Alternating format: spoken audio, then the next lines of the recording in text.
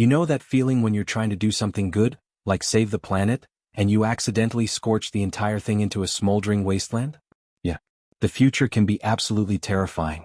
Lasers, artificial intelligence, nanotechnology, the kind of stuff that makes sci-fi movies look like warm-up drills. We're on the verge of science becoming so advanced that someday, you might move objects just by thinking about them. But as amazing as that sounds, it comes with a catch. Some of these technological leaps forward also carry the potential to wipe out all life on Earth. Today we're going to dive into 5 technologies that hold the power to both save humanity and completely destroy it.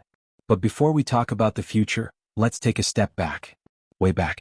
66 million years ago, a massive asteroid punched through the atmosphere and slammed into the Earth with a force so catastrophic it triggered the mass extinction of the dinosaurs. It was an unstoppable wall of cosmic destruction that reset life on this planet. The scary part? That threat hasn't gone away. Just earlier this year, scientists detected an asteroid with a real, though small, chance of striking Earth in the year 2032. Its name? 2024 Year 4. And it's not the only rock hurtling through space with our name possibly on it. Asteroids are ancient, indifferent, and incredibly fast. Most people assume we'd spot one in time and blast it into dust like some Hollywood blockbuster. But reality is less cinematic. While scientists are working on ways to deflect asteroids, one of the most mind-blowing ideas involves massive orbital lasers. Imagine a satellite array floating in low Earth orbit, outfitted with high-energy lasers capable of nudging incoming space rocks off their deadly course. It sounds like something from a superhero movie, but it's rooted in real physics. Now here's the issue: the bigger the asteroid, the bigger the laser you'd need to move it. Take the dinosaur-killing asteroid. It was only about 10 kilometers (6.2 miles) wide. To deflect a rock like that, we'd need to build a laser array around the same length, 10 kilometers, just to begin pushing it. That's nearly 100 times larger than the International Space Station. And the timing? We'd have to fire that laser when the asteroid is still more than 3.3 million kilometers, or 2 million miles, away. Why so far?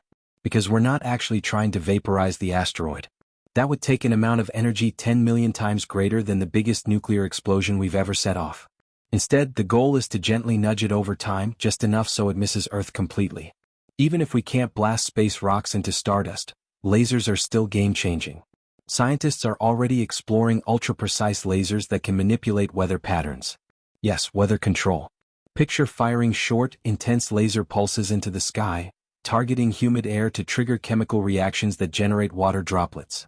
When those droplets grow large enough, they fall, creating artificial rain. This could revolutionize agriculture, mitigate drought, and cool areas scorched by climate change. Think California or Chile, where wildfires are becoming an annual nightmare. Lasers could cut fire breaks through forests or trigger controlled burns from miles above. And then there's the ultimate clean energy dream: space-based solar power. Lasers could play a crucial role here too. Special satellites would orbit Earth, collecting solar energy far above the clouds. Instead of storing or transmitting it using traditional methods, these satellites would convert that energy into laser beams and fire them back down to specialized receiving stations on Earth. No clouds, no nighttime gaps, just continuous clean energy. Sounds too good to be true, but it's closer than you think. But here's the twist. For every way lasers can help us, there's an equally terrifying way they can harm us. In a world where laser systems powerful enough to deflect asteroids exist, what happens if one of those systems is misused? If a country or corporation got access to such a weapon, it could become a tool of war unlike anything we've seen. A single targeting error, intentional or not, could obliterate an entire city. And if technology continues evolving exponentially, we might not just be talking about Earth-based disasters. A future laser misfire could vaporize not just buildings but biospheres, or entire planets. And that brings us to the second groundbreaking and terrifying technology: artificial intelligence. We're living through an AI revolution. Tools like ChatGPT can write essays, compose songs, brainstorm business ideas, all in seconds. Robots assemble cars on factory floors. In warehouses across America, automated systems zip through aisles, scanning, sorting, and lifting pallets. In hospitals, robotic arms guided by AI assist in performing delicate surgeries. The progress is breathtaking. But it's also raising some serious red flags.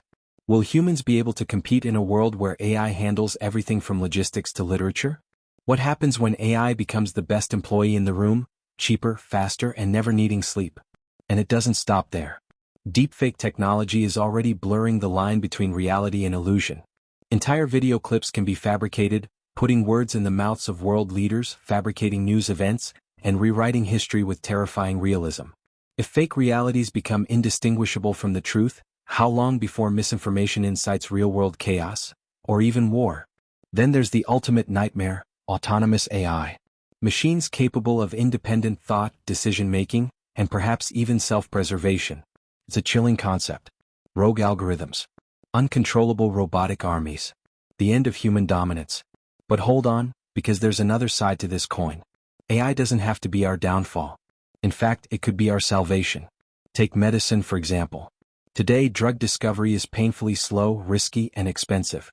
It takes 12 to 15 years, and often billions of dollars, to bring a single drug to market. And nearly 90% of those efforts fail. It's a broken system. But AI can help fix it. One company, Immunoprecise Antibodies, or IPA, is fusing artificial intelligence with real-world lab testing to change how we develop medicine. They're building platforms that can map biological systems the way Google maps the internet. Their flagship system, LENSci, uses over 26 billion biological data points to predict how molecules will interact inside the body. It can forecast side effects, optimize dosage, and even design entirely new drugs. For instance, they're using this platform to develop next-gen treatments for diabetes, moving beyond daily injections toward things like transdermal patches. Smarter, safer, easier. It's not just theoretical. IPA's breakthroughs are already making waves. They've caught the attention of big pharmaceutical companies, and investors are watching closely. This is AI not as a destroyer but as a healer, a partner, a force multiplier that can help us conquer diseases, personalize treatment, and possibly extend human life itself. But of course, even this bright side has its shadows. AI isn't inherently good or evil, it's a tool. And like all powerful tools, it depends on who's wielding it. If used responsibly, it could usher in a golden age of health, creativity, and abundance. If used recklessly, it could drive inequality, fuel surveillance states, or spiral into self-aware intelligence with goals that conflict with our own. In the end, AI represents a mirror. It reflects our values, our priorities, and our fears. It forces us to ask hard questions about what kind of future we're building, and who it's being built for. And as we stand on the edge of this technological precipice, we must decide, will we rise to meet the challenge with wisdom and care? Or will we fall, undone by the very machines we created? We've seen how lasers and AI can uplift or unravel humanity, but we're just getting started. In part 2, we'll explore 3 more groundbreaking technologies, ones that might redefine life itself, reshape civilization, or erase it entirely. Because the line between salvation and catastrophe has never been thinner. And our future is being built right now. I'm talking about nanotechnology, millions of microscopic nanobots transforming our world for better or for worse. Nanoparticles are incredibly small. They're so tiny that 1 million of them can fit into a single human cell. And of course, cells themselves are microscopic. Thousands of them can fit into 1 grain of rice. Those nanobots? They're super microscopic. And they're also super effective when it comes to treating some of the deadliest diseases known to humanity. Take cancer. Nanoparticles are being developed to kill cancer cells with surgical precision. Instead of the shotgun approach of chemotherapy, which floods the whole body with toxins, these particles can be programmed to find their way to a specific tumor. Once they arrive, they deliver their cancer-destroying payload, whether it's a chemical, a genetic therapy, or something entirely new. The result? Maximum destruction of cancer cells, minimal damage to everything else. It's like having a microscopic army fighting on your side inside your own bloodstream. But nanotechnology goes beyond just medicine. Cosmetic industries are already using nanoparticles, called nanosomes, to reverse aging. These tiny particles can penetrate deeper into the skin than any cream or lotion could. Once inside, they stimulate collagen production, making skin more elastic and youthful. We're not just talking about masking wrinkles, we're talking about biologically reversing them. In the not-so-distant future, nanobots might not just heal disease. They might make you effectively immortal. Some scientists believe the first people to live for 1,000 years may already be alive today. Imagine microscopic robots floating through your bloodstream 24/7, repairing cells, eliminating threats, optimizing organ function. You'd never get sick, never age, never even need surgery. It would be like having a built-in pit crew constantly tuning you up, preventing breakdowns before they even begin. Heart attack. Repaired in seconds. Diabetes? neutralized on a cellular level. Alzheimer's? Gone before the first neuron is lost. The possibilities are beyond extraordinary. But when technology gets that powerful, the risks become equally extreme. There's one terrifying theory that scientists have been whispering about for decades: the gray goo scenario. In this hypothetical disaster, self-replicating nanobots designed to multiply and repair suddenly go rogue. They lose their programmed limits and begin copying themselves endlessly, consuming everything in their path to fuel their replication. Plants, animals, people, cities, everything turns into raw material for their expansion. Before long, the entire surface of Earth could be reduced to a shapeless, lifeless mass of microscopic machines. That's the gray goo. We're still a long way from creating self-replicating nanobots. But the fact that this scenario is even plausible means we have to prepare for it now. Researchers are already working on safeguards like kill switches, commands embedded in every nanobot that can shut them down instantly. But what if someone disables that safeguard? What if a hacker gets access and flips the script? This isn't just theoretical. In the wrong hands, nanotechnology could become the most silent, untraceable weapon imaginable. Imagine a future war not fought with bombs or missiles, but with invisible invaders that slip into your bloodstream unnoticed. Nanobots reprogrammed to attack instead of heal. Instead of curing cancer, they destroy healthy tissue. Instead of strengthening your immune system, they dismantle it. By the time you realize what's happening, it's too late. It's biological warfare on a molecular level, undetectable until it's irreversible. That's the terrifying duality of nanotech: an invisible miracle, or an invisible monster. And that brings us to our next potentially world-saving, or world-ending, innovation: geoengineering. The climate crisis is accelerating. We've raised the planet's temperature by 1.5 degrees Celsius since the Industrial Revolution. That might not sound like much, but it's already leading to supercharged storms, apocalyptic wildfires, and floods that can wipe out entire cities. Droughts are choking farmlands. Glaciers are vanishing. And the worst may still be ahead. So what do we do? Stop burning fossil fuels? Sure, but that alone may not be enough. Enter geoengineering, the radical idea that we could control Earth's climate on a global scale. The concept is simple but audacious. If Earth is overheating, let's cool it down. One way to do this is by injecting aerosols into the atmosphere. These tiny particles would reflect a small percentage of sunlight back into space, mimicking the cooling effects of a volcanic eruption. After Mount Pinatubo erupted in 1991, the Earth's temperature dropped by half a degree for almost 2 years. Scientists want to replicate that effect, only in a controlled, sustained way. Another strategy is marine cloud brightening. By spraying microscopic droplets of seawater into the air, we can make clouds more reflective. Brighter clouds bounce more sunlight back into space, cooling the planet without altering the chemistry of the atmosphere. And then there's carbon capture, sucking CO2 directly from the air and storing it underground. It's already happening, though it's energy-intensive and expensive. Sounds like a miracle fix, right? Not so fast. The same interventions that could save the planet might also wreck it. For starters, messing with sunlight could disrupt rainfall patterns across the globe. Some areas might flood, others might become unlivable deserts. Agriculture could collapse. Ecosystems might unravel. And here's the kicker. If we ever stop the interventions, say due to political instability or funding cuts, temperatures could spike even faster than before. That's called termination shock, and it could unleash climate chaos unlike anything we've ever seen. There's also the geopolitical danger. If one country decides to geoengineer without global consensus, they could effectively hijack the global climate. What if it backfires? Who takes responsibility? Who decides what's an acceptable level of risk? And what happens when these powerful tools fall into the wrong hands? If weaponized, geoengineering could be used to trigger droughts in enemy countries or melt polar ice caps to flood coastal cities. Once again, a technology that could save billions also holds the power to devastate just as many.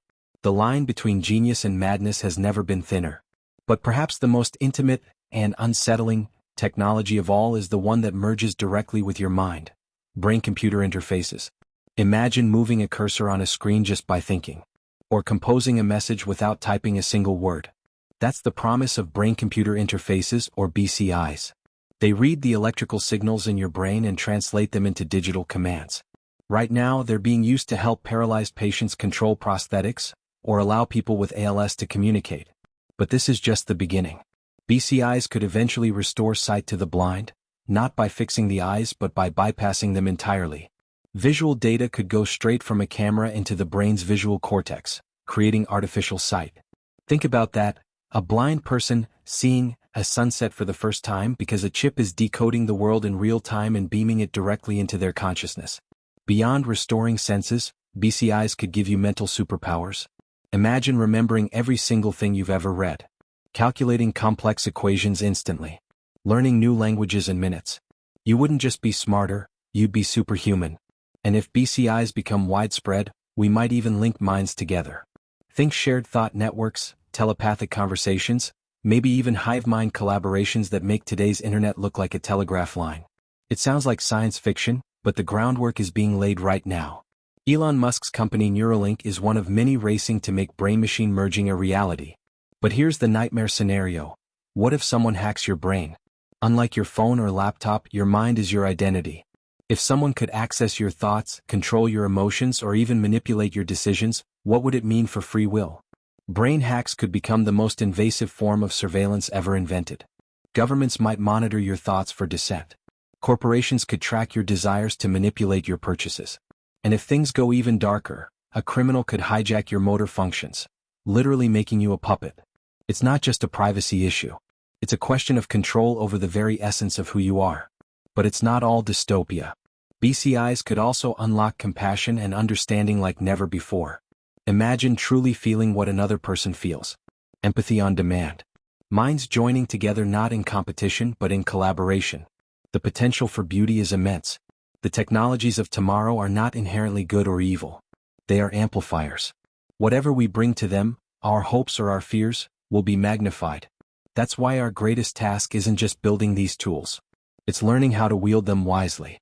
Because in the end, what saves or destroys us won't be the tech. It will be us.